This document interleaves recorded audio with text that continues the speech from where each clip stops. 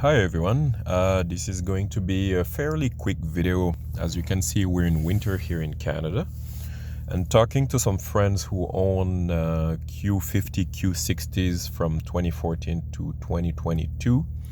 I realized a lot of them did not know how to raise their wipers, so the ice doesn't make them stuck on your windshield. It's pretty simple actually. Whether your car is running or you have the accessories on, just do the double click, I guess, on the lever here pretty quickly, and that's it. That's all it takes to put them back in their normal position. Double click again, and it's just the wiper lever right here. So pretty simple. We'll do that again. Double click, and that's it. All right everyone, that would be all for today. Enjoy.